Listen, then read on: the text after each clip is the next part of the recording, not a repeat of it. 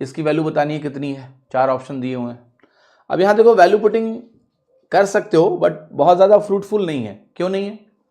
क्योंकि आपको क्वेश्चन में वैल्यू डालनी पड़ेगी, फिर ऑप्शन में वैल्यू डालनी पड़ेगी, तब पता चलेगा कौन सा सही है। और कहीं आपने ऐसी वैल्यू डाल दी कि 2 ऑप्शन सेम हो गए, फिर बर्बादी। तो बेहतर है कि ऐसे कर्म कांड से बचें।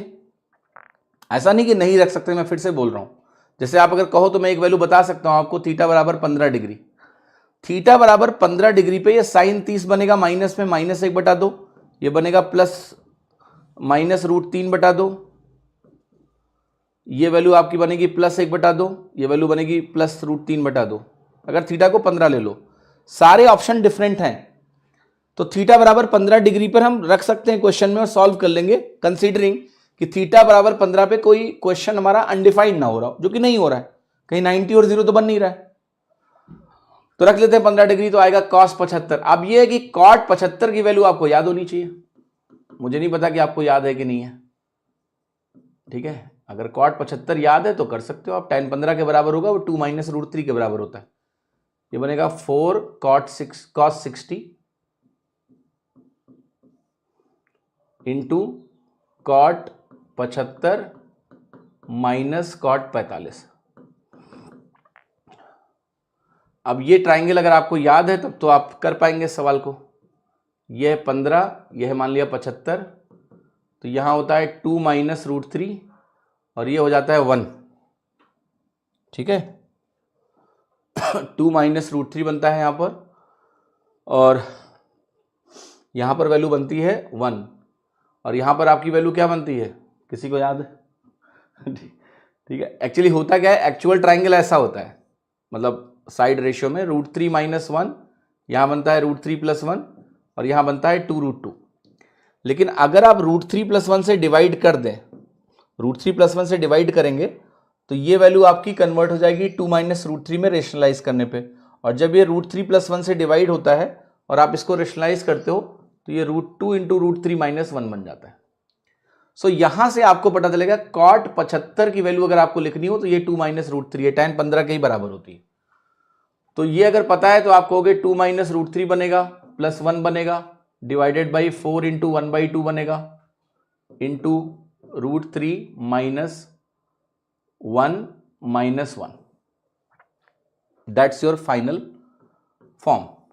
तो ये वैल्यू है 3 - √3 ऊपर आ गया, नीचे आ गया 2 × √3 - 2। Alright, is it clear? देख लो सब सही रखा है कि नहीं भाई। cot 75, cot 45, यहां 2 - √3 होना चाहिए, 2 - √3 - 1, सो विच इज इवेंचुअली 3 - √3, यहां से आया 2 और यहां से आया 1 - √3। अब ध्यान से देखो आप, अगर आप ऊपर -√3 कॉमन ले लें, -√3, तो ये 1 - √3 बन जाएगा, डिवाइडेड बाई 2 × 1 - √3 बन जाएगा, ये कट गया, यानी मेरा आंसर आ रहा है -√3/2। तो आंसर आ रहा है आपका बी।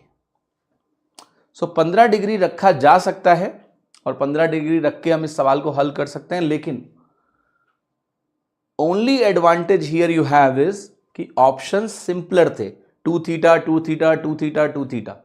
चूंकि साइन कॉस की वैल्यू आपको पता है, 15 डिग्री रखने पे ऑप्शंस की वैल्यू डायरेक्ट दिख गई, ये एडवांटेज था यहां पर, ठीक है।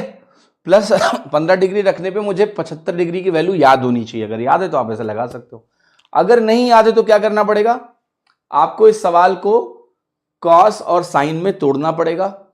कॉस और साइन में तोड़ने के बाद वो जो cos A cos B sign A sine B वाले फॉर्मूलेज होते हैं वो लगेंगे, और उससे फिर सिंप्लीफाई होगा और ये आंसर आएगा, लंबा पड़ेगा थोड़ा, इट विल बी लिटिल लेंदी। लेकिन घर पे जाके एक बार इसको फॉर्मूला से भी लगा लेना, इससे क्या होता है ना, कम से कम आपके जो फॉर्मूलेज है वो रिवाइज हो जाते हैं कि भाई एक्चुअल सवाल में कैसे कर सकते हैं। 45 पे कर सकते हैं, 45 पे कैसे करोगे भाई, 45 पे 0 हो गया, ये 0 हो गया, अब 2 0 में से कौन सा वाला 0 तुम्हारा है, बताओ जरा। प्रॉब्लम समझ आई? पहली प्रॉब्लम तो यही है। अगर आपने 45 डिग्री लिया तो ये दोनों ऑप्शन शून्य हो गए कि नहीं हो गए, बी और डी। कोई भी ऐसी वैल्यू जिस पे दो ऑप्शन सेम हो जाएं, आप कैसे पता लगाओगे कौन सा वाला तुम्हारा उत्तर है? 45 डिग्री पे आपका क्वेश्चन भी जीरो हो जाएगा। समझ रहे हो मेरी बात? मैंने भी ये तो चेक ही नहीं किया कि अनडिफाइंड है कि नहीं है, मैं बस यही समझा रहा हूं कि 45 रखने का मतलब है सुसाइड। आपने ऐसी वैल्यू रखी जिससे दो ऑप्शन सेम हो रहे हैं तुम्हारे, कैसे जान पाओगे कौन सा करेक्ट है? हैं? वैल्यू तो ऐसी रखनी पड़ेगी ना कि चारों ऑप्शन अलग अलग रहें ताकि मैं मैच कर पाऊं कि भाई ये वाला है। जब दो ऑप्शन सेम हो जाएंगे तब कैसे तुम मैच कर पाओगे? तो ऐसी वैल्यू रखनी ही नहीं जिसमें दो ऑप्शन सेम हो रहे हो।